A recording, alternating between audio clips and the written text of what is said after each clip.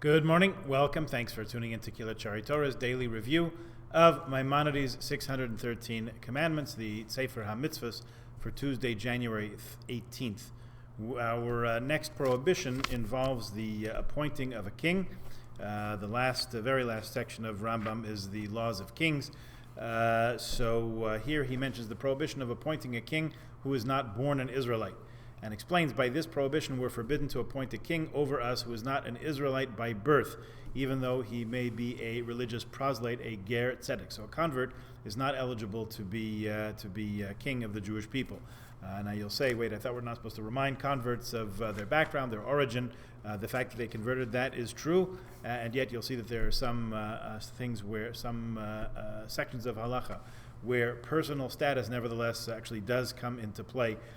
Because we have a specific mitzvah, an instruction in Deuteronomy chapter 17, verse 15, which says, "Thou may not put a foreigner over thee who is not thy brother as the king of the Jewish people." In other words, don't put a convert. Similarly, as regards all other appointments, whether religious or governmental, we're not permitted to appoint one from the proselytes unless their mother is an Israelite, which then raises the question, what are they doing converting? Which the Talmud interprets as meaning all appointments which you make shall only be from among people who were born to Judaism.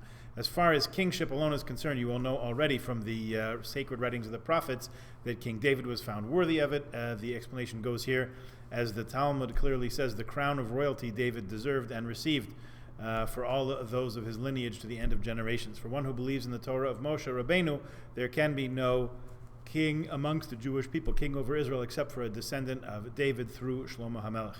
And anyone of that and not of that lineage is deemed a foreigner. So even someone who's Jewish but not of that lineage. According to this interpretation from where we're looking, Tractate Kiddushin, also Tractate Yoma,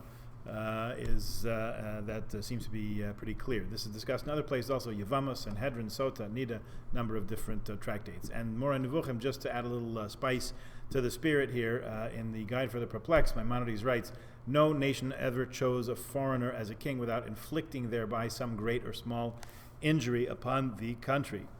Interesting food for thought. So we'll think about that.